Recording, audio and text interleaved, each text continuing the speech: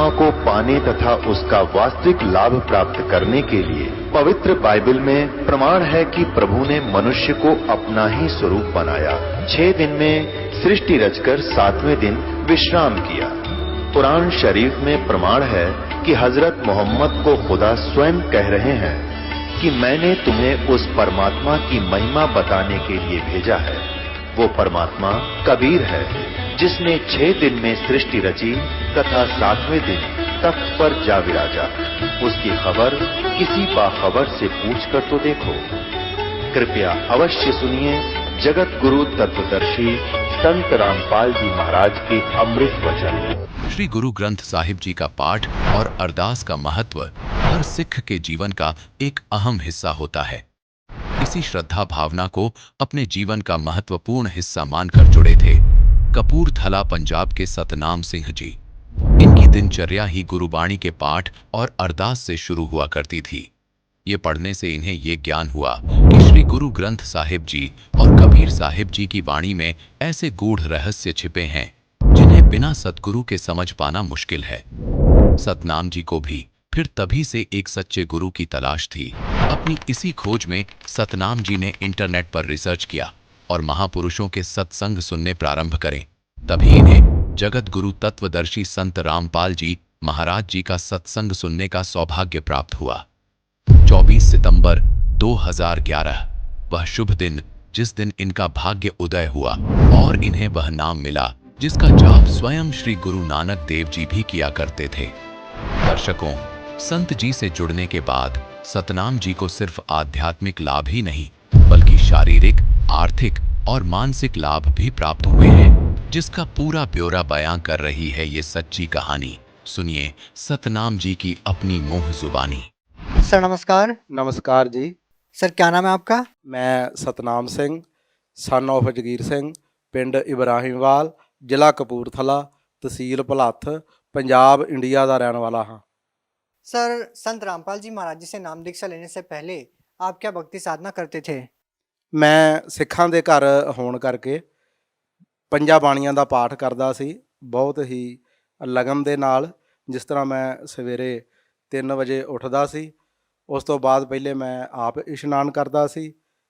ਉਸ ਤੋਂ ਬਾਅਦ ਫਿਰ ਜਿਹੜੇ ਮੈਂ ਤਖਤ 'ਤੇ ਬੈਠਦਾ ਸੀ ਉਸ ਨੂੰ ਵੀ ਇਸ਼ਨਾਨ ਕਰਾਉਂਦਾ ਸੀ ਔਰ ਉਸ ਤੋਂ ਬਾਅਦ ਮੈਂ ਸੁੱਚੇ ਧੋਤੇ ਹੋਏ ਬਸਤਰ ਪਹਿਨ ਕੇ ਉਸ ਦੇ ਉੱਪਰ ਤਖਤ 'ਤੇ ਬੈਠ ਕੇ ਫਿਰ ਮੈਂ ਪੰਜਾਂ ਬਾਣੀਆਂ ਦਾ ਪਾਠ ਕਰਦਾ ਸੀ। ਉਸ ਤੋਂ ਬਾਅਦ ਅਰਦਾਸ ਕਰਦਾ ਸੀ। ਦਿਨੇ ਮੈਂ ਸਤਨਾਮ ਵਾਹਿਗੁਰੂ ਦਾ ਜਾਪ ਕਰਦਾ ਸੀ। ਸ਼ਾਮ ਨੂੰ ਰਹਿਰਾਸ ਔਰ ਅਰਦਾਸ ਕਰਦਾ ਸੀ। ਸੌਣ ਲੱਗੇ ਫਿਰ ਕੀਰਤਨ 16 ਅਰਦਾਸ ਕਰਦਾ ਸੀ।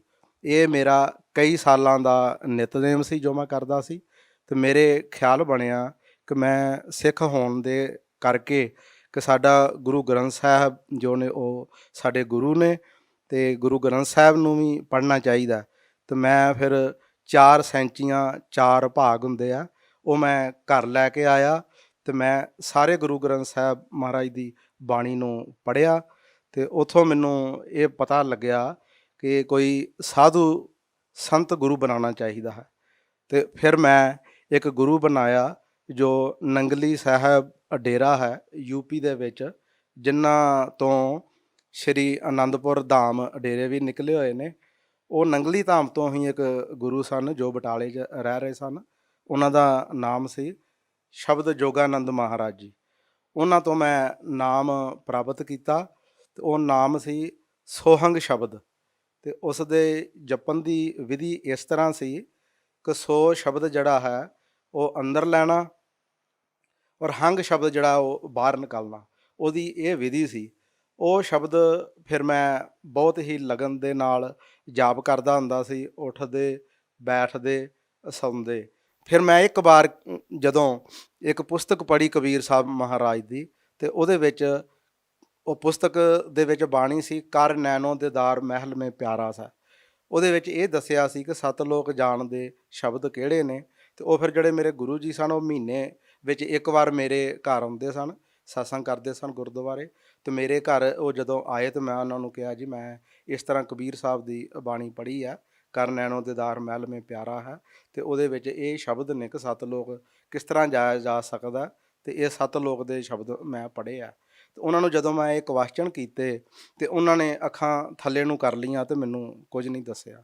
ਤੇ ਮੈਂ ਫਿਰ ਗੁਰੂ ਹੋਣ ਕਰਕੇ ਮੈਂ ਉਹਨਾਂ ਨੂੰ ਅੱਗੋਂ ਕੁਝ ਨਹੀਂ ਬੋਲਿਆ। ਫਿਰ ਉਹ ਮੇਰੇ ਘਰ ਰਾਤ ਰਹੇ ਔਰ ਚਲੇ ਗਏ। ਫਿਰ ਉਹ ਮਹੀਨੇ ਬਾਅਦ ਆਏ ਤੇ ਫਿਰ ਮੈਂ ਉਹਨਾਂ ਨੂੰ ਉਹੀ ਕਿਹਾ, ਜੇ ਮੈਨੂੰ ਉਹੀ ਰਸਤਾ ਦੱਸੋ ਜੋ ਕਬੀਰ ਸਾਹਿਬ ਮਹਾਰਾਜ ਨੇ ਦੱਸਿਆ ਹੈਗਾ ਇਹ 7 ਲੋਕ ਜਾਣ ਦਾ। ਤੇ ਉਹਨਾਂ ਨੇ ਫਿਰ ਥੱਲੇ ਨੂੰ ਧਿਆਨ ਕਰ ਲਿਆ ਤੇ ਉਹ ਫਿਰ ਮੇਰੇ ਕੋਲ ਰਾਤ ਰਹਿ ਕੇ ਚਲੇ ਗਏ। ਔਰ ਮੈਂ ਫਿਰ ਪ੍ਰਮਾਤਮਾ ਨੂੰ ਸਾਕਸ਼ਾਤ ਕਰਕੇ ਅਰਦਾਸ ਕੀਤੀ, ਬੇਨਤੀ ਕੀਤੀ ਕਿ ਪ੍ਰਮਾਤਮਾ ਇਹ ਰਸਤੇ ਬਾਰੇ ਹੁਣ ਮੈਨੂੰ ਤੁਸੀਂ ਦੱਸੋ ਜੇ ਤੁਸੀਂ ਇਹ ਦੱਸਿਆ। ਤੇ ਉਹ ਫਿਰ ਪ੍ਰਮਾਤਮਾ ਨੇ ਮੈਨੂੰ ਇਸ ਚੀਜ਼ ਦੀ ਆਵਾਜ਼ ਦਿੱਤੀ ਆਤਮਾ ਦੇ ਵਿੱਚ ਕਿ ਨੈੱਟ 'ਤੇ ਇਸ ਚੀਜ਼ ਦੀ ਖੋਜ ਕਰੋ। ਫਿਰ ਮੈਂ ਨੈੱਟ 'ਤੇ ਇਹ ਚੀਜ਼ ਦੀ ਖੋਜ ਕਰਨੀ ਸ਼ੁਰੂ ਕੀਤੀ। ਤੇ ਧਾਰਮਿਕ ਲਿਟਰੇਚਰ ਤਾਂ ਮੈਂ ਪਹਿਲਾਂ ਹੀ ਬਹੁਤ ਜ਼ਿਆਦਾ ਪੜ੍ਹਿਆ ਹੋਇਆ ਸੀ। ਸਤਸੰਗ ਵੀ ਮੈਂ ਬਹੁਤ ਜ਼ਿਆਦਾ ਮਹਾਂਪੁਰਖਾਂ ਦੇ ਸੁਣੇ ਹੋਏ ਸਨ। ਤੋ ਫਿਰ ਮੈਂ ਨੈੱਟ 'ਤੇ ਜਦੋਂ ਸਤਸੰਗ ਸੁਣੇ ਬਹੁਤ ਜ਼ਿਆਦਾ ਮਹਾਂਪੁਰਖਾਂ ਦੇ, ਤੇ ਇੱਕ ਦਿਨ ਜਦੋਂ ਕਿਰਪਾ ਹੋਈ ਤੇ ਮੈਂ ਨੈੱਟ ਚਾਲੂ ਕੀਤਾ ਤੇ ਸੰਤ ਰਾਮਪਾਲ ਜੀ ਮਹਾਰਾਜ ਜਿਹੜੇ ਸੀ ਉਹ ਸਤਸੰਗ ਕਰ ਰਹੇ ਸਨ। ਤੇ ਉਹ ਇਹ ਦੱਸ ਰਹੇ ਸਨ ਕਿ ਕਿਹੜੇ ਸੰਤ ਕਿਹੜੇ ਕਿਹੜੇ ਨਾਮ ਦੇ ਰਹੇ ਨੇ, ਰਾਧਾ ਸੁਆਮੀ ਵਾਲੇ ਸੰਤ ਕਿਹੜੇ ਨਾਮ ਦੇ ਰਹੇ ਨੇ, ਬਾਪੂ आसा राम ਕਿਹੜੇ ਨਾਮ ਦੇ ਰਹੇ ਆ। सर, जब आप सिख धर्म के अनुसार सभी पूजाएं कर रहे थे तो सर हम आपसे जानना चाहते हैं कि आप संत रामपाल जी महाराज जी की शरण में कैसे आए और आपकी जो परमात्मा पाने की चाह थी, सतलोक जाने की जो आपकी इच्छा थी या सतलोक के बारे में जो जानकारी आपको चाहिए थी वो आपको जानकारी कैसे मिली। ਹਾਂ, ਉਹ ਫਿਰ ਮੈਂ ਜਦੋਂ ਨੈੱਟ 'ਤੇ ਸੰਤ ਰਾਮਪਾਲ ਜੀ ਮਹਾਰਾਜ ਦਾ ਸਤਸੰਗ ਸੁਣਿਆ ਤਾਂ ਮੈਨੂੰ ਪਤਾ ਲੱਗ ਗਿਆ ਕਿ ਮੈਂ ਉਹ ਪਹਿਲੇ ਵੀ ਪੁਸਤਕ ਪੜ੍ਹੀ ਸੀ ਕਬੀਰ ਸਾਹਿਬ ਦੀ। ਉਹ ਫਿਰ ਮੈਂ ਜਦੋਂ ਸਤਸੰਗ ਸੁਣਿਆ ਤਾਂ ਗੁਰੂ ਜੀ ਇਹ ਦੱਸ ਰਹੇ ਸਨ ਕਿ ਰਾਧਾ ਸੁਆਮੀ ਵਾਲੇ ਕਿਹੜਾ ਨਾਮ ਦੇ ਰਹੇ ਨੇ, ਸੰਧਾਸੂ ਜੀ ਕਿਹੜਾ ਨਾਮ ਦੇ ਰਹੇ ਨੇ, ਬਾਪੂ ਆਸਾ ਰਾਮ ਜੀ ਕਿਹੜਾ ਨਾਮ ਦੇ ਰਹੇ ਨੇ। ਹਾਂ, ਤਾਂ ਉਹ ਸੰਤ ਰਾਮਪਾਲ ਜੀ ਮਹਾਰਾਜ ਸਤਸੰਗ ਕਰ ਰਹੇ ਸਨ ਅਤੇ ਉਹਦੇ 'ਚ ਉਹ ਦੱਸ ਰਹੇ ਸਨ ਕਿ ਇਹ ਜੋ ਨਾਮ ਜਾਪ ਕੀਤਾ ਗੁਰੂ ਨਾਨਕ ਦੇਵ ਜੀ ਮਹਾਰਾਜ ਨੇ, ਕਬੀਰ ਸਾਹਿਬ ਨੇ, ਔਰ ਵੀ ਬਹੁਤ ਜ਼ਿਆਦਾ ਜੋ ਭਗਤ ਹੋਏ ਆ, ਅਤੇ ਉਹੀ ਨਾਮ ਬਾਰੇ ਮੈਂ ਪੜ੍ਹਿਆ ਸੀ ਕਬੀਰ ਸਾਹਿਬ ਦੀ ਬਾਣੀ ਦੇ ਵਿੱਚੋਂ। ਅਤੇ ਜਦੋਂ ਮੈਂ ਉਹ ਸੁਣਿਆ ਅਤੇ ਮੇਰੇ ਆਤਮਾ ਨੇ ਸਵੀਕਾਰ ਕਰ ਲਿਆ ਕਿ ਇਹੀ ਗੁਰੂ ਜੋ ਹੈ ਸੰਤ ਰਾਮਪਾਲ ਜੀ ਪੂਰਨ ਗੁਰੂ ਨੇ। ਤਾਂ ਫਿਰ ਮੈਂ ਉਹ ਫੋਨ ਨੈੱਟ ਤੋਂ ਲੈ ਕੇ ਅਤੇ ਮੈਂ ਫੋਨ ਕੀਤਾ ਅਤੇ ਮੈਂ ਪੁੱਛਿਆ ਵੀ ਮੈਂ ਇਹ ਨਾਮ ਲੈਣਾ ਚਾਹੁੰਦਾ ਸੰਤ ਰਾਮਪਾਲ ਜੀ ਮਹਾਰਾਜ ਜੀਆਂ ਤੋਂ। ਤਾਂ ਮੈਂ ਫਿਰ ਬਰਵਾਲੇ ਪਹੁੰਚ ਗਿਆ ਸੰਤ ਰਾਮਪਾਲ ਜੀਆਂ ਦੇ ਆਸ਼ਰਮ, ਅਤੇ ਉੱਥੇ ਜਾ ਕੇ ਮੈਂ ਫਿਰ 24/9/2011 ਨੂੰ ਪ੍ਰਥਮ ਨਾਮ ਪ੍ਰਾਪਤ ਕੀਤਾ। सर, आपने बताया कि आपने संत रामपाल जी महाराज जी के सत्संग सुने और आपने उनसे नाम दीक्षा ली और आप सतलोक के बारे में जानना चाहते थे और आप ये भी जानना चाहते थे कि सतलोक कैसे जाया जा सकता है। तो क्या संत रामपाल जी महाराज जी से नाम दीक्षा लेने के बाद क्या आपकी जो तलाश थी वो पूरी हुई। ਹਾਂ, ਬਿਲਕੁਲ ਮੇਰੀ ਖੋਜ ਜੋ ਸੀ ਪਰਮਾਤਮਾ ਨੂੰ ਮਿਲਣ ਦੀ ਉਹ 100% ਜਿਹੜੀ ਸੀ ਉਹ ਮੇਰੀ ਪੂਰੀ ਹੋ ਗਈ। ਜੋ ਸ਼ਬਦ ਮੈਨੂੰ ਪ੍ਰਾਪਤ ਹੋਏ ਉਹ ਗੁਰੂ ਨਾਨਕ ਦੇਵ ਜੀ ਮਹਾਰਾਜ ਨੇ ਵੀ ਜਾਪ ਕੀਤੇ ਸੀ, ਕਬੀਰ ਸਾਹਿਬ ਨੇ ਵੀ ਉਹਨਾਂ ਬਾਰੇ ਜ਼ਿਕਰ ਕੀਤਾ ਸੀ, ਹੋਰ ਵੀ ਜਿਹੜੇ ਸੁਪਰੀਮ ਭਗਤ ਹੋਏ ਨੇ ਫਸਟ ਕਲਾਸ ਦੇ ਉਹਨਾਂ ਨੇ ਵੀ ਉਹ ਜਾਪ ਕੀਤਾ ਸੀ। ਮੈਨੂੰ ਫਿਰ ਉਹ ਮੰਤਰ ਪ੍ਰਾਪਤ ਹੋਇਆ ਜੋ ਕਿ ਗ੍ਰੰਥਾਂ ਦੇ ਵਿੱਚ ਦੱਸਿਆ ਗਿਆ ਸੀ, ਗ੍ਰੰਥਾਂ ਦੇ ਜੋ ਵਿੱਚ ਪ੍ਰਮਾਣ ਸਨ, ਉਹ ਮੈਨੂੰ ਫਿਰ ਮੰਤਰ ਜਿਹੜਾ ਸੀ ਉਹ ਪ੍ਰਾਪਤ ਹੋਇਆ। ਅਤੇ ਉਸ ਤੋਂ ਬਾਅਦ ਫਿਰ ਮੈਂ ਦੂਸਰਾ ਮੰਤਰ ਜਿਹੜਾ ਸੀ ਸਤਿਨਾਮ ਸ਼ਬਦ ਸੀ ਉਹ ਵੀ ਮੈਨੂੰ ਪ੍ਰਾਪਤ ਹੋਇਆ। ਅਤੇ ਸਤਿਨਾਮ ਸ਼ਬਦ ਦੇ ਨਾਲ ਮੈਨੂੰ ਬਹੁਤ ਜ਼ਿਆਦਾ ਲਾਭ ਹੋਏ। ਜਿਸ ਤਰ੍ਹਾਂ ਮੈਨੂੰ ਮੇਰਾ ਆਪਰੇਸ਼ਨ ਹੋਇਆ ਸੀ, ਘਰ ਦੀ ਦਾ ਵੀ ਆਪਰੇਸ਼ਨ ਹੋਇਆ ਸੀ। ਘਰ ਦੀ ਦੇ ਪਿੱਤੇ ਦੇ ਵਿੱਚ ਪੱਥਰੀ ਸੀ ਔਰ ਅਸੀਂ ਹੋਸਪੀਟਲ ਗਏ ਹੋਏ ਸੀ ਅਤੇ ਉਹਨਾਂ ਦਾ ਆਪਰੇਸ਼ਨ ਹੋਇਆ ਅਤੇ ਮੈਂ ਹੋਸਪੀਟਲ ਵਿੱਚ ਹੀ ਸੀ ਅਜੇ। ਅਤੇ ਮੇਰੇ ਵੀ ਪੇਟ 'ਚ ਬਹੁਤ ਗੈਸ ਬਣਨ ਲੱਗ ਪਈ ਅਤੇ ਮੈਂ ਡਾਕਟਰ ਸਾਹਿਬ ਨੂੰ ਮਿਲਿਆ ਅਤੇ ਵੀ ਮੇਰੇ ਗੈਸ ਬਹੁਤ ਬਣ ਰਹੀ ਹੈ ਪੇਟ ਵਿੱਚ। ਉਹਨਾਂ ਨੇ ਮੇਰਾ ਅਲਟਰਾਸਾਊਂਡ ਕੀਤਾ ਅਤੇ ਉਹਨਾਂ ਨੇ ਬੋਲਿਆ ਵੀ ਆਪਦੇ ਪਿੱਤੇ ਦੇ ਵਿੱਚ ਪੱਥਰੀ ਹੈ, ਇਹ ਆਪਰੇਸ਼ਨ ਕਰਾਉਣਾ ਪਏਗਾ। ਅਤੇ ਮੈਨੂੰ ਵੀ ਫਿਰ ਉਹ ਆਪਰੇਸ਼ਨ ਕਰਾਉਣਾ ਪਿਆ। ਪਿੱਤਾ ਜੋ ਸੀ ਉਹ ਡਾਕਟਰ ਸਾਹਿਬ ਹੋਰਾਂ ਨੇ ਨਿਕਾਲ ਦਿੱਤਾ। ਉਸ ਤੋਂ ਬਾਅਦ ਫਿਰ ਮੈਡੀਸਨ ਮੈਂ ਯੂਜ ਕਰਦਾ ਹੁੰਦਾ ਸੀ, ਜਿੱਦਾਂ ਸਵੇਰੇ ਮੈਂ ਗੈਸ ਦੀ ਗੋਲੀ ਲੈਂਦਾ ਹੁੰਦਾ ਸੀ। ਉਸ ਤੋਂ ਬਾਅਦ ਫਿਰ ਜਦੋਂ ਰੋਟੀ ਮੈਂ ਖਾਂਦਾ ਸੀ ਅਤੇ ਪਾਚਨ ਸ਼ਕਤੀ ਮੇਰੀ ਖਰਾਬ ਹੋ ਗਈ ਸੀ ਅਤੇ ਮੈਂ ਫਿਰ ਦਵਾਈ ਯੂਜ ਕਰਦਾ ਸੀ। ਉਹ ਫਿਰ ਮੈਂ ਇੱਕ ਵਾਰ ਬਰਵਾਲਾ ਆਸ਼ਰਮ ਸੰਤ ਰਾਮਪਾਲ ਜੀਆਂ ਦੇ ਆਸ਼ਰਮ ਗਿਆ ਹੋਇਆ ਸੀ ਅਤੇ ਮੈਂ ਗੁਰੂ ਜੀਆਂ ਨੂੰ ਬੇਨਤੀ ਕੀਤੀ, ਸੰਤ ਰਾਮਪਾਲ ਜੀਆਂ ਨੂੰ, ਕਿ ਮਹਾਰਾਜ ਜੀ ਮੇਰੇ ਪੇਟ 'ਚ ਗੈਸ ਬਹੁਤ ਬਣਦੀ ਹੈ ਅਤੇ ਕਿਰਪਾ ਕਰੋ ਕਿ ਮੇਰੀ ਇਹ ਜਿਹੜੀ ਦਵਾਈ ਹੈ ਇਹ ਛਡਵਾ ਦਿਓ। ਅਤੇ ਫਿਰ ਪਰਮਾਤਮਾ ਸੰਤ ਰਾਮਪਾਲ ਜੀ ਮਹਾਰਾਜ ਜੀ ਨੇ ਬੋਲਿਆ ਕਿ ਠੀਕ ਹੈ, ਪਰਮਾਤਮਾ ਕਿਰਪਾ ਕਰ ਦੇਗਾ। ਅਤੇ ਹੁਣ ਮੈਂ ਕੋਈ ਵੀ ਮੈਡੀਸਨ ਜਿਹੜੀ ਹੈ ਉਹ ਯੂਜ ਨਹੀਂ ਕਰ ਰਿਹਾ, ਪਰਮਾਤਮਾ ਦੀ ਬਹੁਤ ਕਿਰਪਾ ਹੈ। ਅਤੇ ਹਾਂਜੀ, ਅਤੇ ਉਸ ਤੋਂ ਬਾਅਦ ਮੈਨੂੰ ਹੋਰ ਵੀ ਬਹੁਤ ਜ਼ਿਆਦਾ ਲਾਭ ਹੋਏ। ਹਾਂ, ਇਹ ਜਦੋਂ ਮੈਂ ਸੰਤ ਰਾਮਪਾਲ ਜੀਆਂ ਤੋਂ ਨਾਮ ਉਪਦੇਸ਼ ਨਹੀਂ ਸੀ ਲਿਆ, ਉਦੋਂ ਮੇਰੇ ਇਹ ਜੋੜ ਵਿੱਚ ਨੁਕਸ ਸੀ ਅੰਗੂਠੇ ਦੇ, ਅਤੇ ਜੋੜ ਮੇਰਾ ਦਰਦ ਕਰਦਾ ਰਹਿੰਦਾ ਸੀ। ਮੈਡੀਸਨ ਵੀ ਮੈਂ ਯੂਜ ਕੀਤੀ, ਫਿਰ ਵੀ ਕੋਈ ਫਰਕ ਨਹੀਂ ਪਿਆ। ਅਤੇ ਮੈਂ ਸੰਤ ਰਾਮਪਾਲ ਜੀ ਮਹਾਰਾਜ ਦੇ ਆਸ਼ਰਮ ਗਿਆ ਹੋਇਆ ਸੀ, ਅਤੇ ਮੈਂ ਸੰਤ ਰਾਮਪਾਲ ਜੀ ਗੁਰੂ ਜੀਆਂ ਨੂੰ ਬੇਨਤੀ ਕੀਤੀ ਕਿ ਗੁਰੂ ਜੀ ਮੇਰਾ ਇਹ ਜੋੜ ਦਰਦ ਕਰ ਰਿਹਾ ਅੰਗੂਠੇ ਦਾ। ਅਤੇ ਉਹਨਾਂ ਨੇ ਹਿੰਦੀ ਵਿੱਚ ਬੋਲਿਆ ਕਿ ਦਿਖਾਓ ਕੌਣ ਸਾ ਅੰਗੂਠਾ ਹੈ ਆਪਕਾ। तो मैंने उन्होंने अगे ये कर दिया, उन्होंने ऐसे 2 उंगल लगाया, वो दर्द उसी वक्त ठीक हो गया। ਹੁਣ 6 ਸਾਲ ਹੋ ਗਏ ਨੇ ਇਸ ਦੀ, ਮੈਨੂੰ ਉਹ ਕਦੇ ਵੀ ਦਰਦ ਨਹੀਂ ਹੋਈ। ਫਿਰ ਜਦੋਂ ਮੈਂ ਪਹਿਲੇ ਨਾਮ ਨਹੀਂ ਸੀ ਲਿਆ ਆ ਸੰਤ ਰਾਮਪਾਲ ਜੀ ਮਹਾਰਾਜ ਤੋਂ, ਉਦੋਂ ਮੈਨੂੰ ਸੱਪ ਬਹੁਤ ਦਿਖਾਈ ਦਿੰਦੇ ਹੁੰਦੇ ਸਨ। ਮੈਂ ਕੋਈ ਐਸੀ ਜਗ੍ਹਾ ਨਹੀਂ ਸੀ ਛੱਡੀ ਕਿ ਜਿੱਥੇ ਮੈਂ ਉਸ ਵਾਸਤੇ ਨਾ ਗਿਆ ਹੋਵਾਂ, ਪਰ ਉਹ ਕਿਸੇ ਕੋਲੋਂ ਵੀ ਉਹ ਠੀਕ ਨਹੀਂ ਹੋਇਆ। ਫਿਰ ਮੈਂ ਸੰਤ ਰਾਮਪਾਲ ਜੀ ਨੂੰ ਬੇਨਤੀ ਕੀਤੀ, ਗੁਰੂ ਜੀ ਮੈਨੂੰ ਇਸ ਤਰ੍ਹਾਂ ਸੱਪ ਬਹੁਤ ਦਿਖਾਈ ਦਿੰਦੇ ਆ। ਉਹਨਾਂ ਨੇ ਕਿਹਾ ਵੀ ਪ੍ਰਮਾਤਮਾ ਕਿਰਪਾ ਕਰੇਗਾ। ਉਹ ਮੈਨੂੰ ਹੁਣ ਉਹ ਵੀ ਕਦੇ ਵੀ ਉਹ ਜੋ ਸੱਪ ਦਿਖਾਈ ਦਿੰਦੇ ਸੀ, ਉਹ ਕਦੇ ਮੈਨੂੰ ਸੱਪ ਵੀ ਦਿਖਾਈ ਨਹੀਂ ਦਿੱਤੇ। ਫਿਰ ਇੱਕ ਵਾਰ ਮੇਰੇ ਘਰਦਿਆਂ ਨੂੰ ਹਾਰਟ ਦਾ ਨੁਕਸ ਹੋ ਗਿਆ, ਮੈਂ ਉਹਨਾਂ ਨੂੰ ਹੌਸਪੀਟਲ ਲੈ ਕੇ ਗਿਆ, ਅਤੇ ਡਾਕਟਰਾਂ ਨੇ ਜਦੋਂ ਚੈੱਕ ਵਗੈਰਾ ਕੀਤਾ ਉਹਨਾਂ ਨੂੰ, ਅਤੇ ਉਹਨਾਂ ਦੇ ਨਾੜੀ ਬਲੌਕ ਸੀ, ਅਤੇ ਉਹਨਾਂ ਨੂੰ ਨੁਕਸ ਇਹ ਸੀ ਕਿ ਉਹਨਾਂ ਦਾ ਸਾਹ ਰੁਕਦਾ ਸੀ, ਦਰਦ ਹੁੰਦੀ ਸੀ ਛਾਤੀ ਦੇ ਵਿੱਚ, ਅਤੇ ਮੈਨੂੰ ਪਤਾ ਸੀ ਕਿ ਇਸ ਤਰ੍ਹਾਂ ਇਹਨਾਂ ਨੂੰ ਇਹ ਨੁਕਸ ਹੈ। ਅਤੇ ਮੈਂ ਜਦੋਂ ਹੌਸਪੀਟਲ ਦੇ ਵਿੱਚ ਰਹਿ ਰਿਹਾ ਸੀ, 3 ਦਿਨ ਅਸੀਂ ਉੱਥੇ ਰਹੇ, ਅਤੇ ਜਦੋਂ 3 ਵਜੇ ਤੇ ਮੈਨੂੰ ਜਾਗ ਆ ਗਈ, ਸਵੇਰੇ ਤੜਕੇ ਟਾਈਮ ਦੇ 3 ਵਜੇ, ਅਤੇ ਮੈਨੂੰ ਵੀ ਉਹੀ ਨੁਕਸ ਹੋ ਰਿਹਾ ਸੀ ਜੋ ਘਰਦਿਆਂ ਨੂੰ ਸੀ, ਕਿ ਮੈਂ ਜਾਣਦਾ ਸੀ ਕਿ ਘਰਦਿਆਂ ਨੂੰ ਵੀ ਇਹੋ ਕੁਝ ਹੁੰਦਾ ਸੀ।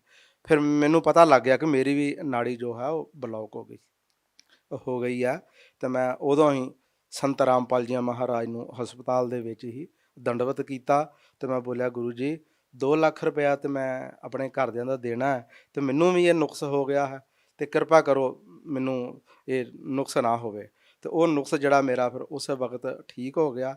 ਫਿਰ ਅਸੀਂ ਹੌਸਪੀਟਲ ਤੋਂ ਘਰ ਆ ਗਏ। ਉਹ ਨੁਕਸ ਫਿਰ ਵੀ ਮੈਨੂੰ ਕਈ ਦਿਨ ਹੁੰਦਾ ਰਿਹਾ, ਕਿ ਜਿਸ ਤਰ੍ਹਾਂ ਪਰਮਾਤਮਾ ਮੈਨੂੰ ਉਹ ਦਿਖਾ ਰਿਹਾ ਸੀ ਕਿ ਇਹ ਨੁਕਸ ਸੀ ਤੁਹਾਨੂੰ, ਅਤੇ ਇਹ ਅਸੀਂ ਠੀਕ ਕਰ ਦਿੱਤਾ ਹੈ। ਅਤੇ ਉਹ ਨੁਕਸ ਜਿਹੜਾ ਸੀ ਮੇਰਾ 2 ਲੱਖ ਰੁਪਈਆ ਲੱਗਣਾ ਸੀ, ਉਹ ਪਰਮਾਤਮਾ ਨੇ ਮੈਨੂੰ ਉਸ ਨੁਕਸ ਤੋਂ ਵੀ ਬਚਾ ਲਿਆ। ਉਸ ਤੋਂ ਬਾਅਦ ਫਿਰ ਮੇਰਾ ਬੇਟਾ ਅਮਰੀਕਾ ਕੇ ਲਈ ਬਾਹਰ ਜਾਣਾ ਚਾਹੁੰਦਾ ਸੀ, ਉਹ ਅਸੀਂ 2 ਏਜੰਟ ਕੀਤੇ ਕਿ ਜੋ ਕਿ ਬਾਹਰ ਨਹੀਂ ਸੀ ਉਹ ਜਾ ਪਾ ਰਿਹਾ। ਫਿਰ ਅਸੀਂ ਸੰਤ ਰਾਮਪਾਲ ਜੀ ਮਹਾਰਾਜ ਦੀ ਸ਼ਰਨ ਵਿੱਚ ਚਲੇ ਗਏ ਸੀ, ਅਤੇ ਅਸੀਂ ਸੰਤ ਰਾਮਪਾਲ ਜੀ ਮਹਾਰਾਜ ਨੂੰ ਇੱਕ ਦਿਨ ਬੇਨਤੀ ਕੀਤੀ ਆਸ਼ਰਮ ਦੇ ਵਿੱਚ ਕਿ ਮਹਾਰਾਜ ਜੀ ਮੇਰਾ ਬੇਟਾ ਅਮਰੀਕਾ ਨਹੀਂ ਜਾ ਪਾ ਰਿਹਾ, ਰਸਤੇ ਵਿੱਚੋਂ ਹੀ ਵਾਪਸ ਆ ਜਾਂਦਾ ਹੈ। ਸੰਤ ਰਾਮਪਾਲ ਜੀ ਮਹਾਰਾਜ ਨੇ ਬੋਲਿਆ ਕਿ ਠੀਕ ਹੈ, ਪਰਮਾਤਮਾ ਕਿਰਪਾ ਕਰੇਗਾ। ਤਾਂ ਫਿਰ ਇੱਕ ਦਿਨ ਸੰਤ ਰਾਮਪਾਲ ਜੀ ਮਹਾਰਾਜ ਨੇ ਮੈਨੂੰ ਮੇਰੇ ਘਰ 'ਚ ਦਰਸ਼ਨ ਦਿੱਤੇ ਔਰ ਬੋਲਿਆ ਕਿ ਆਪ ਦਾ ਬੇਟਾ 15 ਤਰੀਕ ਨੂੰ ਅਮਰੀਕਾ ਕੇ ਲਈ ਚਲਾ ਜਾਏਗਾ। ਤਾਂ ਉਹ ਠੀਕ 15 ਤਰੀਕ ਨੂੰ ਹੀ ਉਸ ਦੀ ਫਲੈਟ ਹੋ ਗਈ, ਅਤੇ ਉਹ ਅਮਰੀਕਾ ਕੇ ਲਈ ਚਲਾ ਗਿਆ। ਅਬ ਉਹ ਅਮਰੀਕਾ ਵਿੱਚ ਹੀ ਹੈ, बहुत वधिया उसका कारोबार है, तो अमेरिका वो अपना काम कर रहा है। सर, जैसा कि आप सिख धर्म से बिलोंग करते हैं, तो हम आपसे जानना चाहते हैं कि जो गुरु नानक देव जी जो जाप करते थे, क्या वही नाम संत रामपाल जी महाराज जी देते हैं? हाँ बिल्कुल जी, जो गुरु नानक देव जी महाराज ने नाम जाप किया उही संत रामपाल जी महाराज ने जो सानू नाम उपदेश दिता और उन्होंने प्रमाण भी दिखाए। जिस तरह बाले मरदाने की जन्म साखी के विचों एक होर ग्रंथ है गुरु नानक देव जी महाराज का प्राण सांगली ग्रंथ, वो भी दिखाया, उहदे विचों भी प्रमाण दिते। तो वो ये जो नाम है संत रामपाल जी महाराज दे रहे, ये प्रमाणित ज्ञान है, ग्रंथां दे विच ज्ञान है। तो जो सुप्रीम भगत होए हैं उन्होंने इस नाम जाप किया, इस नाम जाप का। सर, आप भगत समाज को क्या संदेश देना चाहते हैं? देखो जी, मैं भगत समाज ਨੂੰ ਇਹੀ ਬੇਨਤੀ ਕਰਾਂਗਾ ਕਿ ਉਹ ਸੰਤ ਰਾਮਪਾਲ ਜੀ ਮਹਾਰਾਜ ਜੀਆਂ ਦਾ ਸਤਸੰਗ ਸੁਣਨ। ਜੋ ਸੰਤ ਰਾਮਪਾਲ ਜੀ ਮਹਾਰਾਜ ਸਤਸੰਗ ਟੀਵੀ 'ਤੇ ਬਹੁਤ ਜ਼ਿਆਦਾ ਚੈਨਲਾਂ 'ਤੇ ਸੁਣਾ ਰਹੇ ਨੇ ਔਰ ਨਾਲ ਗ੍ਰੰਥਾਂ ਦੇ ਪ੍ਰਮਾਣ ਦੇ ਰਹੇ ਨੇ, ਔਰ ਇਹ ਉਹ ਗੁਰੂ ਜੀਆਂ ਦਾ ਸੰਤ ਰਾਮਪਾਲ ਜੀਆਂ ਦਾ ਸਤਸੰਗ ਸੁਣਨ, ਸਤਸੰਗ ਸੁਣ ਕੇ ਤੇ ਉਹ ਨਾਮ ਪ੍ਰਾਪਤ ਕਰਨ ਜੋ ਕਿ ਸੱਤ ਲੋਕ ਲੈ ਕੇ ਜਾਣ ਵਾਲਾ ਏ। ਔਰ 84 ਲੱਖ ਜੂਨਾਂ ਵਿੱਚ ਜਦੋਂ ਇਹ ਨਾਮ ਜਾਪ ਕੋਈ ਕਰੇਗਾ ਤੇ ਨਹੀਂ ਆਏਗਾ, ਤੇ ਜੋ ਇਹ ਨਾਮ ਲੈਣਾ ਚਾਹੁੰਦਾ ਏ ਉਹ ਜਦੋਂ ਟੀਵੀ 'ਚ ਸਤਸੰਗ ਚੱਲਦਾ ਤਾਂ ਥੱਲੇ ਇੱਕ ਲਾਈਨ ਚੱਲਦੀ ਏ, ਉਹਦੇ ਵਿੱਚ ਫੋਨ ਨੇ ਵੀ ਕਿੱਥੇ ਕਿੱਥੇ ਇਹ ਨਾਮ ਜੋ ਹੈ ਮਿਲਦਾ। ਉਹ ਫੋਨ ਤੋਂ ਤੁਸੀਂ ਪਤਾ ਕਰ ਸਕਦੇ ਹੋ ਕਿ ਸਾਡੇ ਨੇੜੇ ਤੋਂ ਨੇੜੇ ਕਿਹੜਾ ਨਾਮਦਾਨ ਸਥਾਨ ਹੈ, ਤੇ ਤੁਸੀਂ ਨਾਮ ਲੈ ਕੇ ਤੇ ਇਹ 84 ਲੱਖ ਜੁਨੀਆਂ ਤੋਂ ਆਤਮਾ ਨੂੰ ਬਚਾ ਸਕਦੇ ਹੋ। सत साहब जी, बहुत बहुत धन्यवाद आपका। हाँ, धन्यवाद जी आपका भी। अब जगत गुरु तत्वदर्शी संत रामपाल जी महाराज जी के सत्संग के माध्यम से उस अद्वितीय आध्यात्मिक ज्ञान के बारे में जानते हैं जिसके माध्यम से आप भी प्राप्त कर सकते हैं ऐसे आध्यात्मिक, मानसिक और भौतिक सुख जो अभी तक आपने सिर्फ मीराबाई, ध्रुव, प्रहलाद जैसे कुछ ही भक्तों की जीवन कथा में सुने होंगे। अब सुनिए तत्वदर्शी संत के संग शास्त्र अनुकूल भक्ति सत्संग, ऐसा अद्वितीय आध्यात्मिक ज्ञान जिसका है सर्वधर्मों के पवित्र शास्त्रों में प्रमाण। अब वो संत उसके मुंह की तरफ देखा कि दिखे था सज्जन आदमी, और यू करे मेरे गिल बकवाद के करा, इसने बता शर्मट टोले मारे मेरा। अब के बोला भाई संतों के साथ एक दो रोज खसनिए आया करें जंगल में। वो संत उसकी तरफ देख कर चलता पड़ा। अब वो पहुंच गया डेरे में। वहां एक दो चेले रहते थे, उन्होंने देखा भी कोई अच्छा अफसर आ गया। घोड़े पर तो अफसर का ही आना होता है। वो नीचे उतरा, घोड़ा वर्क से बांध कर पूछा कि भी महाराज जी कहाँ हैं। उन भक्तों ने कहा जी आ जाओ बैठो। वहां बिछा दिया जैसा भी बिछौना होता आश्रम के अंदर। अभी आने वाले हैं, घूमने फिरने, स्नान करके घूम फिर के आएंगे। अच्छा, वो बैठ गया। अब संत जी घूमने गए थे, इस साइड से आगे दूसरी साइड से घूम कर नहा धो के, और वो आकर बैठे, आसन था सामने, और सामने वो बैठा नित्यानंद कति। अब उनकी हुई आंख चार दोनों की। संत ने देखा ये तो घोड़े वाला वो ही है भाई जो मेरा टोले मार के गया था सिर में। अब नित्यानंद जी ने देखा ये तो महात्मा था वही जिसको मैंने रास्ते में छेड़ दिया था। अब नित्यानंद जी की शर्मिंदा हो गया, नीचे न गर्दन होगी, ऊपर न नाड़ करी नहीं, क्योंकि पुण्यात्मा थे। शर्मिंदा घना लज जागे और नीचे गर्दन कर ली नू और चरणों में गिर गए। तो संत जी कहने लगे कि भाई देखो बच्चों, यदि कोई एक घड़ा लेने जाता है कुम्हार के घर से, मटका, कुम्हार से घड़ा लेने जाता है मटका, तो उसको ऐसे टोले मार मार देखता है खरा है खोटा। तो भाई तुमने गुरुजी को टोले मार के परख लिया, कोई बुरी बात नहीं बेटा। ये सही बात है कि नहीं बाजता?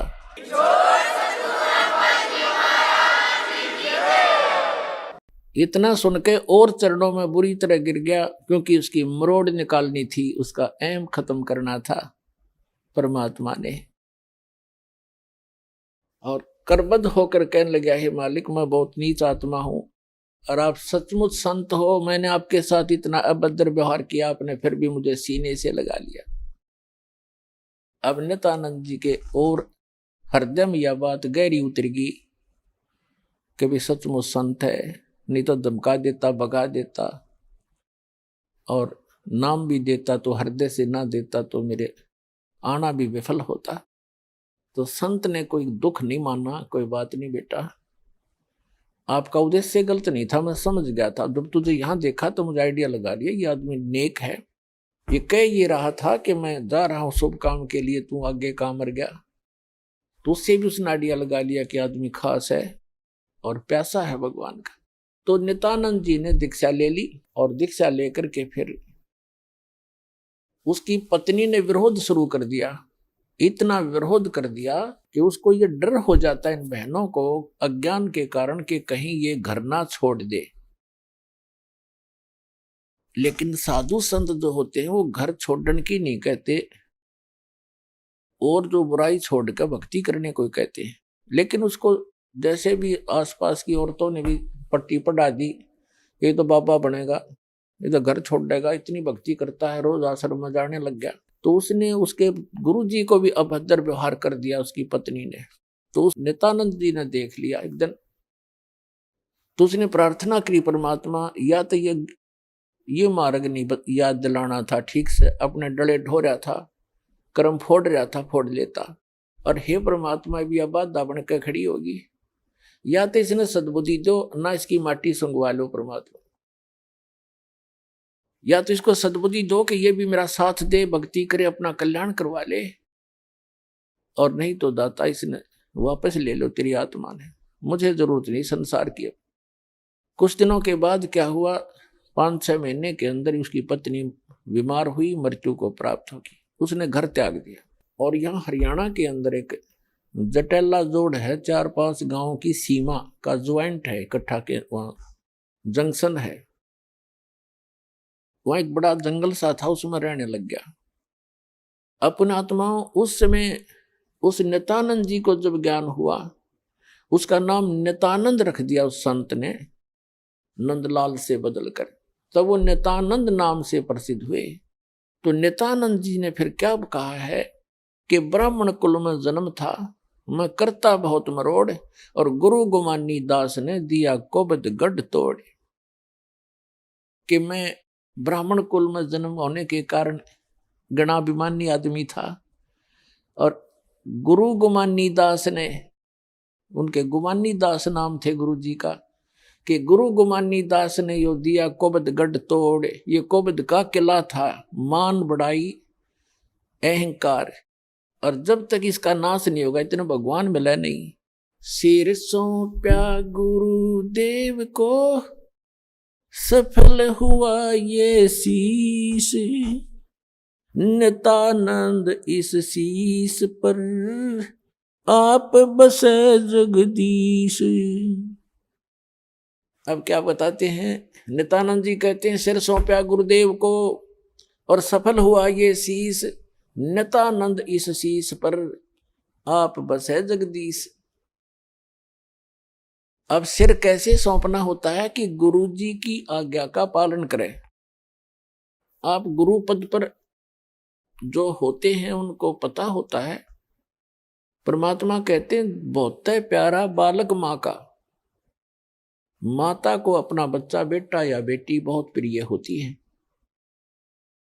कहावत है कि पिता से 100 गुना प्रिय ममता अपने बालक में माता को होती है, और माता से भी 100 गुना ममता प्रिय गुरु को अपना शिष्य या शिष्या होती है। तो अंदाजा लगा लेना कि गुरु जी आपके कितने हितैषी होते हैं। तो गुरु जी की आज्ञा का पालन करें। पहली भक्ति मार्ग का प्रथम एक ये मंत्र नोट कर ले, भाई जो गुरु बचन पे डट गे रकट गे फंद 84 के। भाई जो गुरु बचन पे डट गे कट गे फंद 84 के, कट गे फंद 84 के, रकट गे फंद 84 के। भाई जो गुरु बचन पे डट गे रकट गे। वस्तु मिली ठोर की ठोड़, मिट मिट गी मन पापी की दौड़। वस्तु मिली ठोर की ठोड़, मिट गी मन पापी की दौड़। भरम मिटे मथुरा काशी के, भरम मिटे मथुरा काशी के। भाई जो गुरु बचन पे डट गे कट गे फंद 84 के, कट गे फंद 84 के, रकट गे।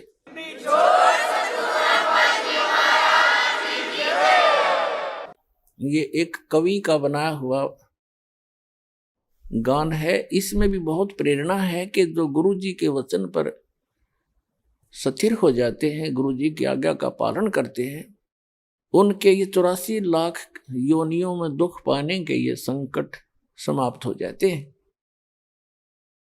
अब गुरु जी को कैसे गुरु की आज्ञा का पालन करना है, सिर सौंप्या गुरुदेव को, सफल होया ये शीश। नितानंद इस शीश पर आप बसे जगदीश। सिर कैसे सौंपना होता है?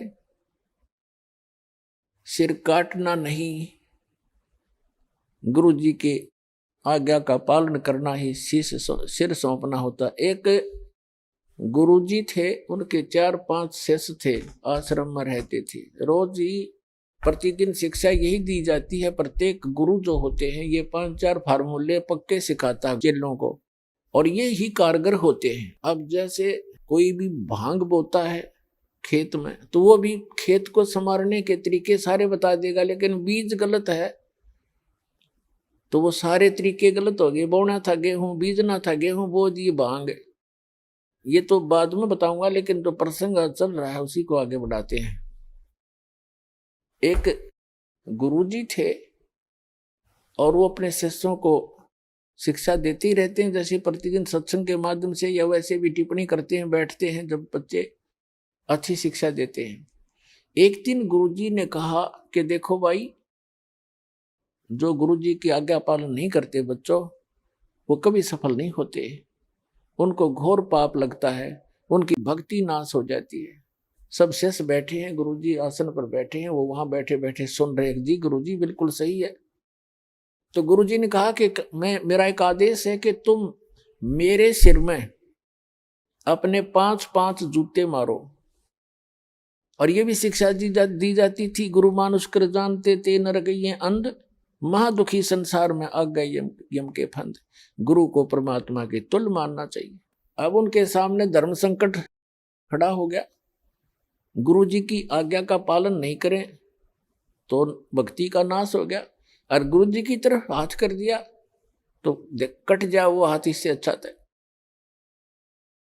तो पर उस गुरुदेव ने कहा, मैं क्या शिक्षा दे रहा था तुम्हारे को, बस ऐसे भक्त तो मेरी आज्ञा का पालन नहीं कर रहे। नीची गर्दन कर ली। एक खड़ा हुआ, अपना जूता निकाला, गुरुजी के पास आकर बैठ गया और अपने सिर में 5 जूते मारे, मट्टाए मट मट्टाए मट। तब गुरुजी ने कहा, भाई डंडी मत मारे, तेरे सिर में नहीं मेरे सिर में कहा था मैंने। तब उस चेले ने कहा कि गुरुदेव, इस दास का शीश भी तो आपका ही है।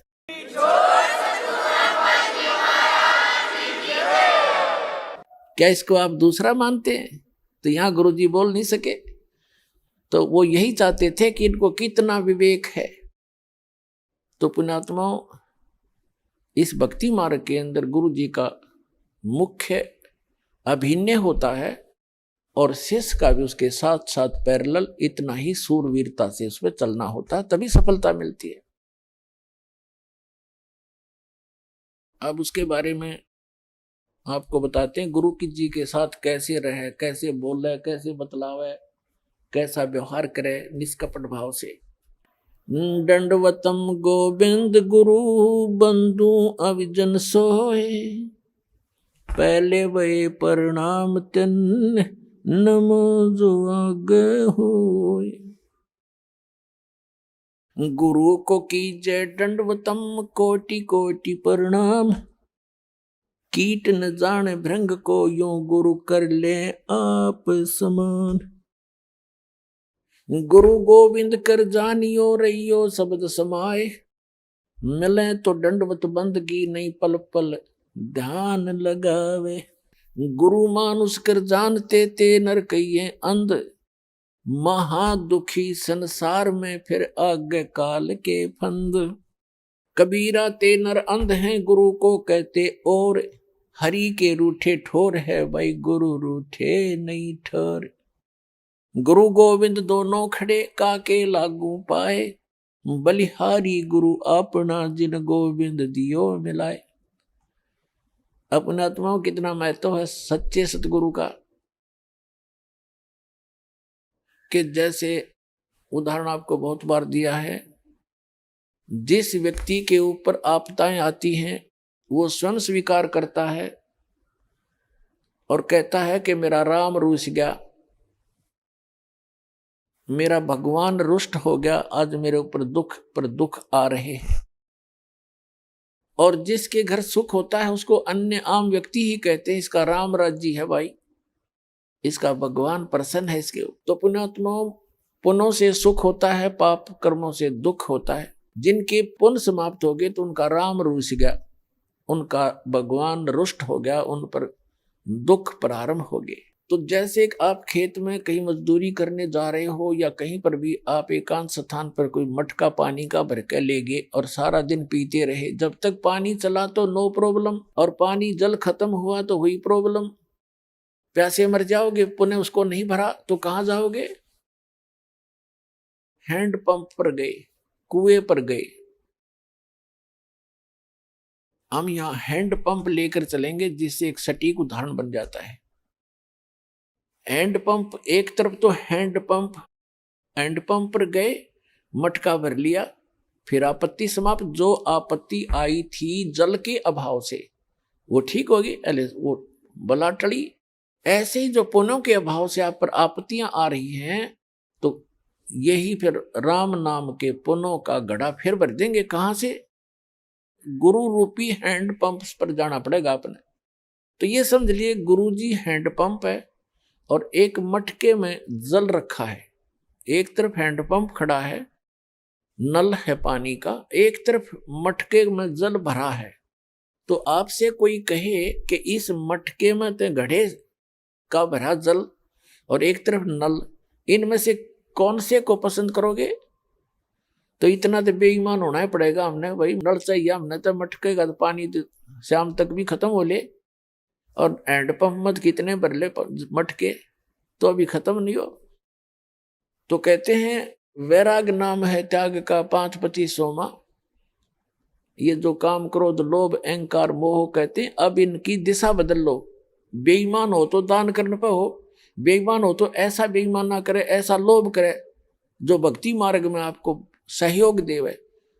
कर्म फोड़न का बेईमाना लोभ करना अनुचित है। तो परमात्मा कहते हैं गुरु गोविंद दोनों खड़े, मटके में जल तो समझ लो गोविंद और नल समझ लो गुरु। इन दोनों में से कहते हैं किसके लागू पाए? आप उत्तर दे रहे परमात्मा, हमारी तो इतनी बुद्धि काम भी नहीं करे। बलिहारी गुरु अपना जिन गोविंद दियो मिलाए।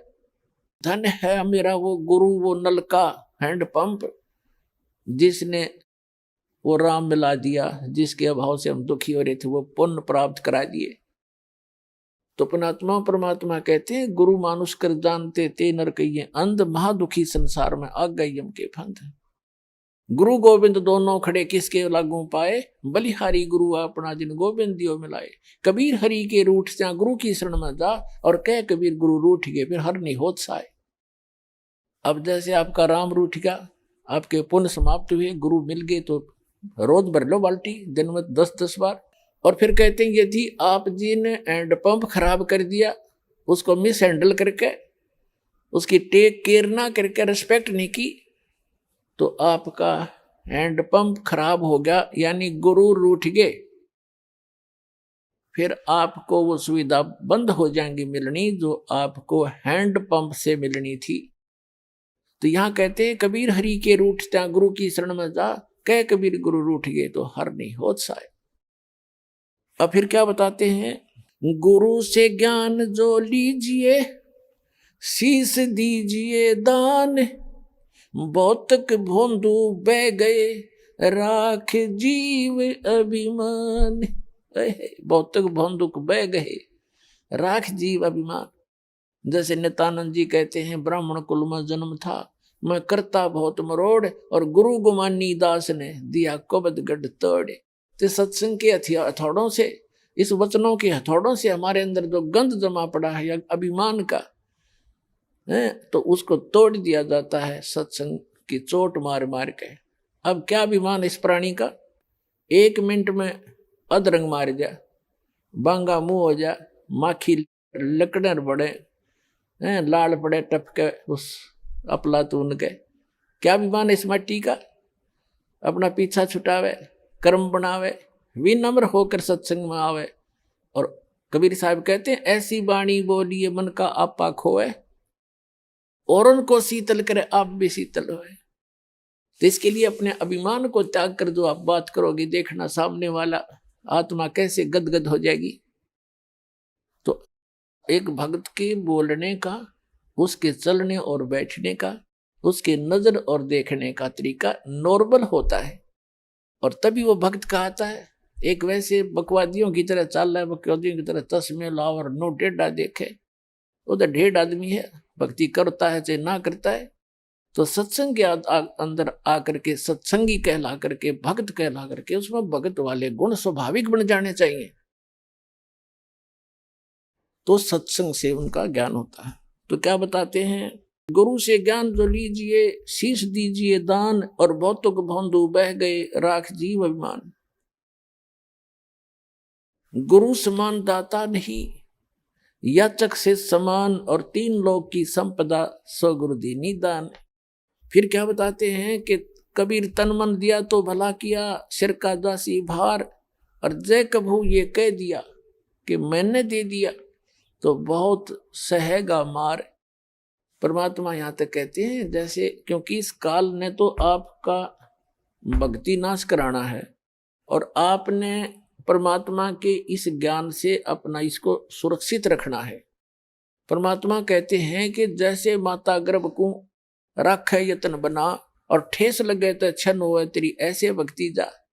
जैसे किसी बहन को, किसी माई को काफी समय के उपरांत या कभी भी गर्भ रहा हो, और उसके उपरांत वो कितनी सावधानी बरतती है उस अपने लाल को प्रफुल्लित करने के लिए, सफल करने के लिए, सुरक्षित रखने के लिए। चलते समय भी ये सोचती है कि ऊंचे नीचे पे पैर ना टिक जा, कोई झटका ना लग जा। रात्रि के समय सोते समय भी जब करवट बदलती है तब भी बहुत उदड़ कर पड़ती है, कहीं मेरे बालक का ठेस तो नहीं लगी। तो परमात्मा कहते हैं कि जैसे माता गर्भ को और रख यतन बना, ठेस लगे तो छन होए तेरी ऐसे भक्ति जा। जरा सा भी कोई झटका लग गया तो तेरी भक्ति ऐसे नाश हो जाएगी जैसे उस माई का गर्भपात हो जाए। उसको कितना कष्ट होता है, कितना रोती है उस समय को कि कैसे बात बिगड़गी। तो परमात्मा याद दिलाते हैं जैसे माता गर्भ को रख यतन बना, ठेस लगे तो छिन्न हो जा, क्षीण हो जाता है, तेरी ऐसे भक्ति नसावे। तो क्या बताते हैं कि कोई भी किसी को तो सेवा का भी मान हो जाएगा, और किसी को धन का, किसी को और किसी दान का। तो पुण्यात्मा परमात्मा कहते हैं कोई भी प्रकार का यदि आप में अभिमान हुआ है तो आपका भक्ति नाशक बन गया। तन मन दिया तो भला किया, सिर का दासी भार, और जय कभी ये कह दिया कि मैंने इतना दान कर दिया तो बहुत सह सिर मार। वो दान तो नष्ट हो ही हो गया और भक्ति हीन भी हो गया। तो कैसे? पुण्यात्मा, जब तक आप जी को ये अध्यात्म ज्ञान नहीं होगा तब तक आप सफल नहीं हो सकते। इसलिए दास का उद्देश्य रहता है कि आपको मैक्सिमम अध्यात्म ज्ञान से परिचित कराऊं, मर्यादाओं से परिचित कराऊं, और तभी आप सफल होगे, मार नहीं खाओगे। जैसे नए नए भक्त आते हैं, वो क्या कहते हैं, जैसे उनको दान धर्म करने के लिए प्रेरित किया जाता है जो उनके हित में होता है। पुण्यात्माओं, एक पुराने समय में जब हमारे पूर्वजों के पुण्य अच्छे होते थे, जब कभी कोई वर्षा ना होती थी, गांव के लोग इकट्ठे होते थे और एक सामूहिक भंडारा करते थे, कलेक्शन करके सब तय, और मीठे चौड़ बनाया करते और आपे बना के आपे खाया करते, बैठ कर भगवान तरस कराया करते। न्यों क्या करते, धर्म कर दिया, राम बरसेगा, और वो वर्षा हो जाया करती थी। अब पुण्यात्माओं, एक मीठे चौड़ों तो जो वर्षा हो जाया करती है, तो यहाँ तो अमृत बरसा देगा भगवान की, इतना गजब का भंडारा हो रहा है।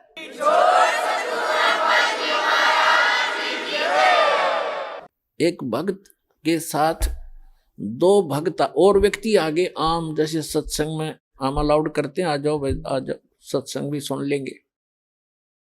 तो उन्होंने देखा यहाँ जहां भी सत्संग हमारा चल रहा है कि क्या करते हैं, गरम गरम चाय की टैंकी भरी है, और गर्मियों के दिन में कहीं नींबुओं के टोकरी की टोकरी भरी है, चीनी की बोरी खोल रखी है, और भगत काटे नींबू बिलाओ पानी बनाओ सके जी गुट गुट पीओ, कोई खाना खा रहा है, कोई दूध पी रहा है, कहीं हलवा मिल रहा है।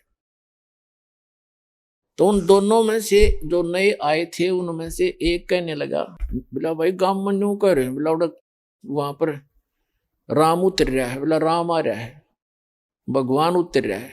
वो दूसरा बुद्धिमान था, वो कहने लगा रहा ऐसा धर्म जहां पर हो, ऐसा धर्म हो रहा हो, वहां तो राम ना उतर रहा हो तो उतर जा।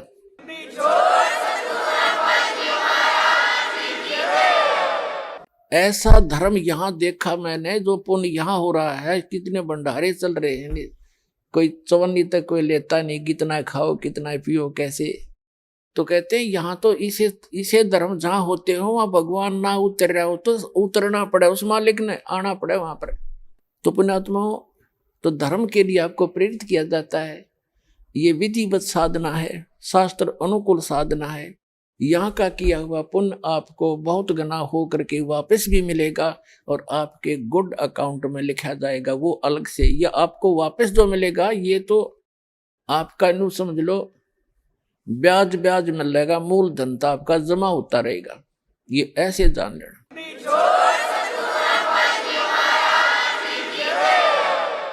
तो जैसे हम दान धर्म के लिए प्रेरित करते हैं, और इस दान से ही आपको कहते धर्म तो दसके नहीं दसके तीनों लोक, और खैर आए तुम्हें खैर है कि तुम पोख, धर्म का नाश नहीं होता।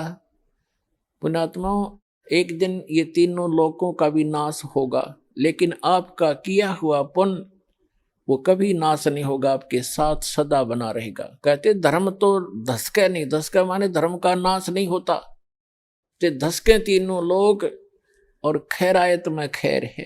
खैरायत माने दान करने में ही आपकी खैर है, सुरक्षा है।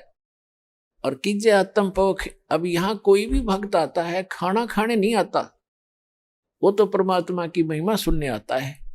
और ऐसे साधु भाव में कोई भी आवेगा, यहाँ कोई आदमी नहीं आ सकता, किसी के पास आज समय नहीं है तो वैसे यहाँ जावे, वो परमात्मा की एक प्यारी आत्मा आता है, चाहे उसने वो नाम नहीं भी लिया है, ना लेना चाहता, यहाँ आने वाला व्यक्ति उस परमात्मा का एक VIP समझ लो, उस भगवान की एक प्यारी आत्मा है, कुछ दिनों में समझ में आ जाएगी, उसका नाम भी ले लेगा। तो यहाँ आए वाला भक्ति भगवान के लिए आया है, ना कि खाने के लिए। और ऐसे भक्त को यहाँ खाना खिलाना, उसको भोजन में सहयोग देना भंडारे में, इसके पुण्य की कोई गिनती नहीं। अब क्या प्रसंग चल रहा है कि जैसे कई भक्तों को प्रेरणा दी जाती है कि भाई आप जोत बोलो हवन के लिए। देखो पुण्यात्मा, हमारे कई प्रकार के पाप हमने इकट्ठे कर रखे हैं। जैसे एक दास ने एक वाणी बोली थी भगवान की कि मानत ना मन मोरा साधो, मानत ना मन मोरा रे, और बार बार मैं ये समझाऊं जग में जीवन थोड़ा रे।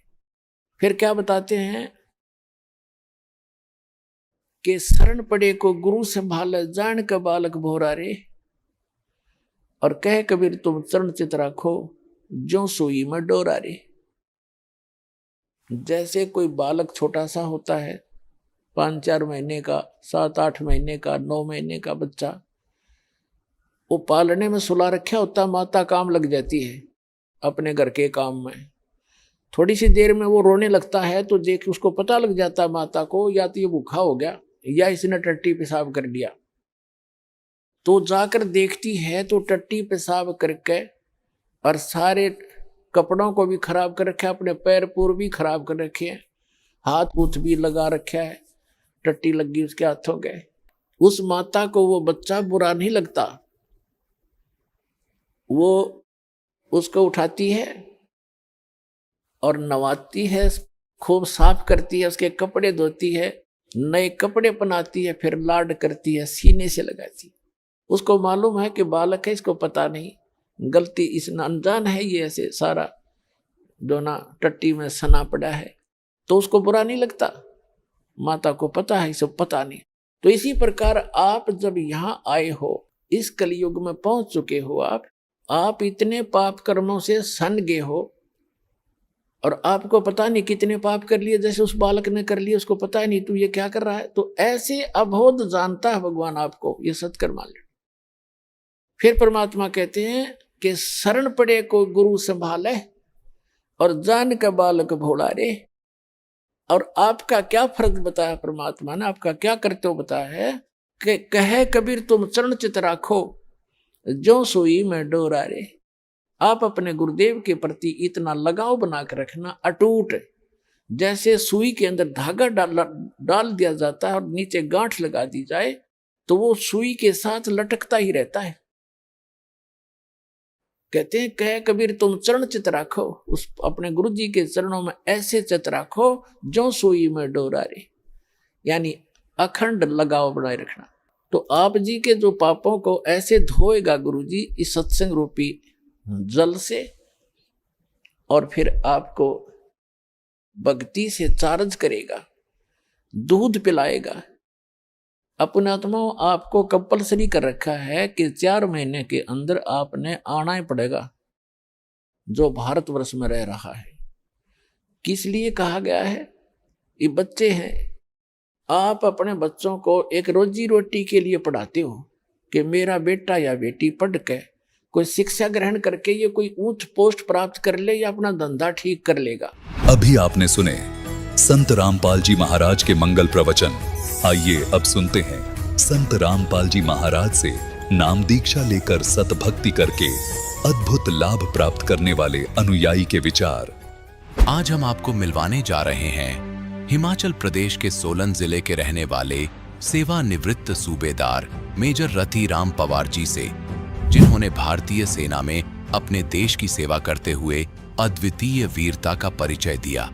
लेकिन उनका जीवन तब एक नई दिशा में मुड़ा जब उन्होंने संत रामपाल जी महाराज की शरण में आने का निर्णय लिया। इस साक्षात्कार में रति राम जी हमें बताएंगे कि पहाड़ी क्षेत्र में पले बढ़े होने के नाते वे देवी दुर्गा की पूजा किया करते थे, लेकिन इस साधना से उन्हें कोई आत्मिक शांति का कोई अनुभव नहीं था।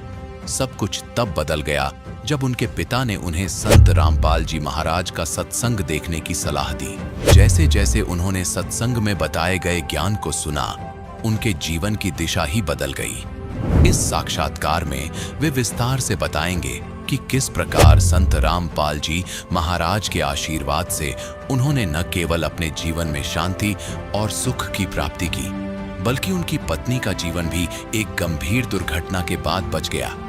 वे इस बात पर जोर देते हैं कि किस प्रकार नाम दीक्षा के बाद उन्होंने शराब जैसी बुरी आदतें छोड़ दी और एक सच्चे भक्त का जीवन जीने लगे।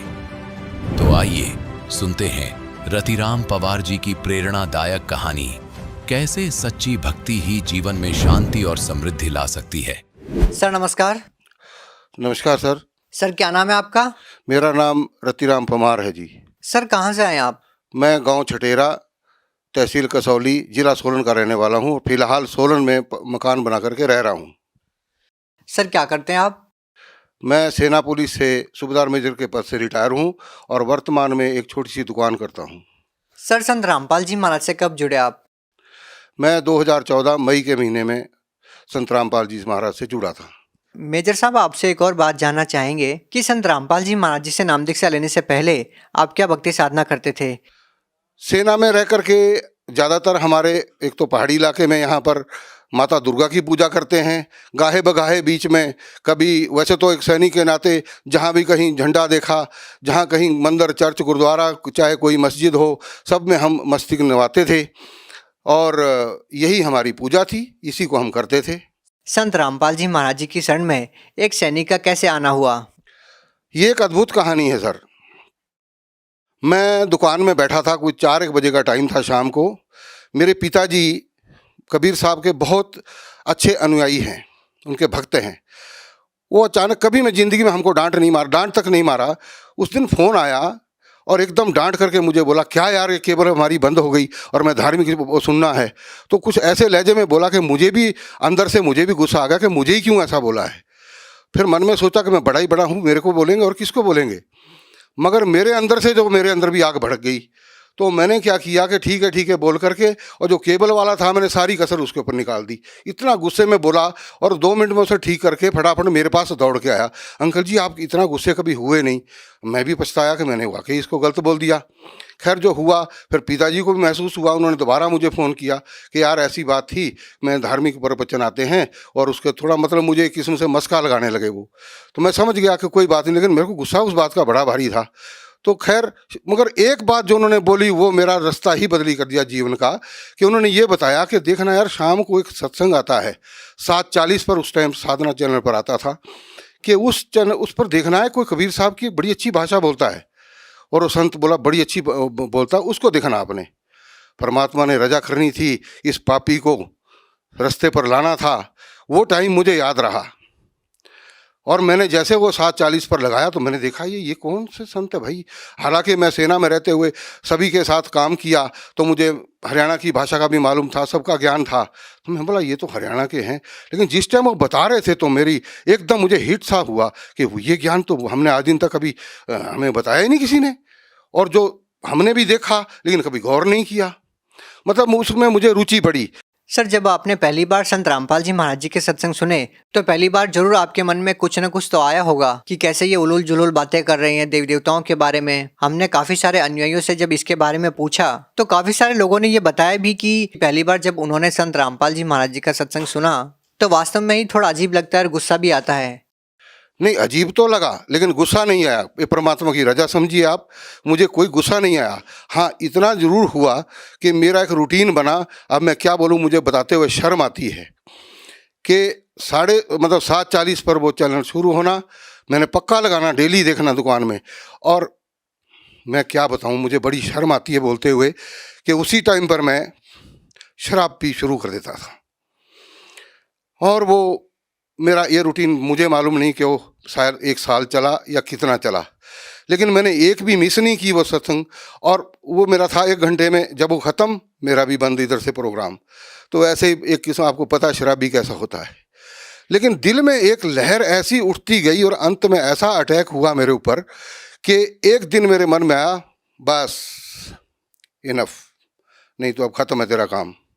ऐसी अंदर से लहर उठी। मैंने उसी टाइम रात को, पता नहीं कितनी पिरक थी मुझे मालूम नहीं, लेकिन जब सुबह मैं सोया रहता था, सुबह मैं सबसे पहले उठ करके बैठ गया, और जैसे पिताजी सामने आए मैंने सीधा उनसे जब पूछा, पहला शब्द यही था, मैं कहा पिताजी आप नीचे बरवाला कब जाएंगे। तो मुझे ऐसे लगा कि मेरे मुंह से मुझे इतनी बदबू लगी, अरे बाप रे बाप, मैंने शराब इतनी बुरी तरह, उससे पहले कभी मेरे को बदबू नहीं आई, उस दिन लगी। बोला, मेरी तरफ देखा, पिताजी ने बोला अभी 10-15 दिन में जाएंगे। मैं कहा ठीक है जी, मैं भी जाऊंगा। भक्त में मेरी मिसेज भी आकर के खड़ी हो गई, तो मैंने बोला जी आपने भी चलना है। तो उसको एक बार मेरे जब फौज में मैंने फैमिली साथ रखी थी, तो अलवर में राजस्थान में, वहाँ उसको हीट स्ट्रोक हो गया था, तो वो डरती थी गर्मी से, उसके मुंह से निकल गया ना। और मेरे मन में फिर वो भाई परमात्मा, आपके पास तो मैं आना चाहता था विद फैमिली, और आपने मुझे रुकावट डाल दी, ये क्या हुआ। चलो आपकी इच्छा है। जब जाने का टाइम हुआ, 1 दिन पहले ही मिसिस को मैंने बोला भी जो सामान थोड़ा बहुत डालना डाल दे। पिताजी बोले वहाँ कुछ नहीं डालने की ज़रूरत है, वहाँ सब कुछ मिलता है। मैं कहा तेल साबुन तो डाल ले। बोला वहाँ सब मिलता है, तेल साबुन भी लेना तो पेस्ट ले लो, और आपका ये क्या बोलते हैं ब्रश ले लो, बाकी सब वहाँ मिलता है। मैं कहा अच्छी बात है। तो मिसिस क्या बोले, मैं भी चलूँ। परमात्मा, कितनी खुशी हुई मुझे उस टाइम पर, मैं गदगद हो गया। परमात्मा ने इतनी इजाज़त दी मेरे को, और हम दोनों गए, हमने वहाँ जाके नाम लिया। ये है परमात्मा की दया। सर, एक बड़ी विचित्र बात है कि हम सुनते हैं कि जो लोग संत रामपाल जी महाराज जी के प्रवचन सुनते हैं, उनका सत्संग सुनते हैं, उनका नशा छूट जाता है। लेकिन आपका तो रूटीन ही बन गया कि सत्संग सुनना और शराब पीना। सर, ये शराब पीने का क्या मतलब था कि सत्संग सुनते टाइम ही शराब पीना, क्या मतलब था? ये मुझे भी समझ में नहीं आया कि क्या होता था। कुछ ऐसा हो गया कि उससे पहले मैंने नहीं करना।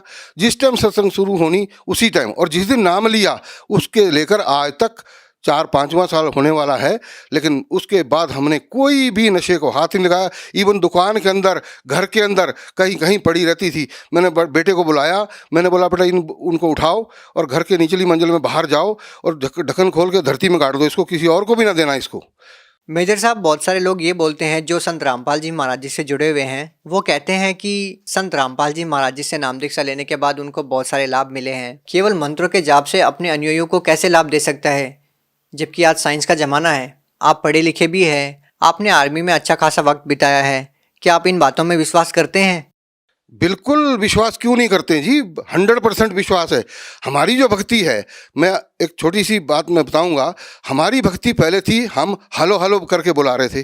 अब हम हलो हलो बुलाएंगे तो कोई नहीं सुनेगा मेरी बात को, लेकिन अगर हम उसको नाम से पुकारेंगे वो पक्का हमारी बात को सुनेगा, उस पर गौर भी करेगा, हमारी तरफ आएगा भी, पूछेगा भी, हमारी तकलीफ होगी उसको दूर भी करेगा। वो उन्होंने बताया कि हलो हलो से कोई फ़ायदा नहीं है, इनके सही नाम से आप पुकारिए, और हम उसी ढंग से उसका नाम ले रहे हैं उनका, और हमें लाभ हो रहे हैं, इसमें कोई डाउट ही नहीं। सर, आधुनिकता के इस दौर में आप ये मानते हैं कि किसी संत से नाम दीक्षा लेने से या मंत्र जाप करने से कोई भक्ति लाभ मिल सकता है? बिल्कुल मिल सकता है। अब उदाहरण पे है इसके लिए, गुरु नानक देव जी को मिला, मीराबाई को मिला, और कई भक्त प्रहलाद को मिला, ध्रुव को मिला। जिसने भक्ति की उसको सबको लाभ मिला, और इतना अद्भुत लाभ मिला, इसमें कोई शंका नहीं है।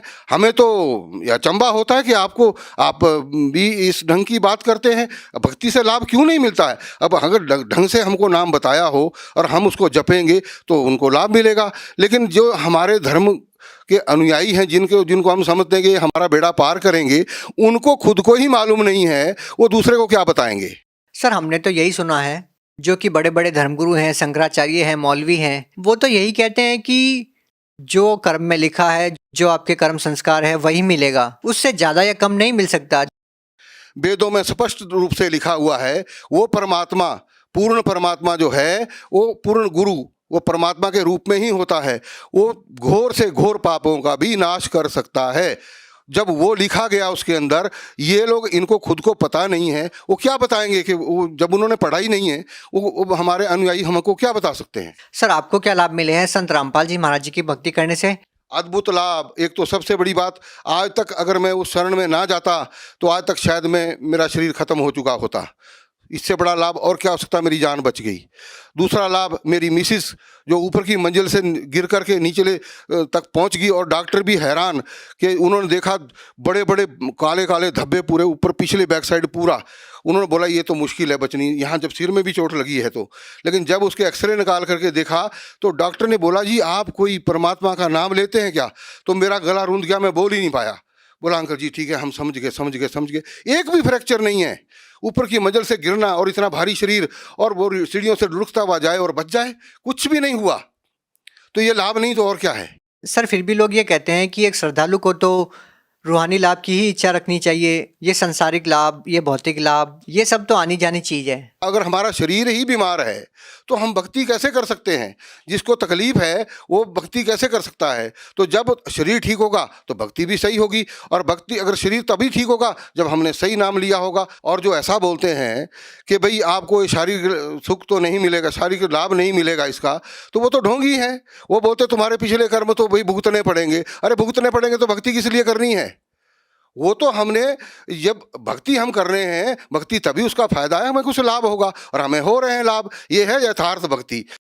मेजर साहब, आपसे एक अंतिम सवाल है। सर, भगत समाज को आप क्या संदेश देना चाहेंगे? भगत समाज को मैं अर्ज करता हूँ कि जो भी मेरी आवाज़ को मेरे भाई सुन रहे हैं, हम उनसे यही अर्ज करेंगे कि भैया आप देर ना करो।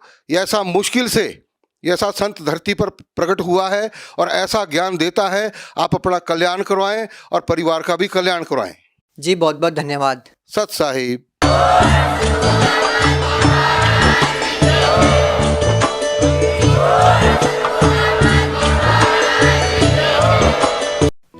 आप सुन रहे थे जगत गुरु तत्वदर्शी संत रामपाल जी महाराज के मंगल प्रवचन। अधिक जानकारी के लिए संपर्क करें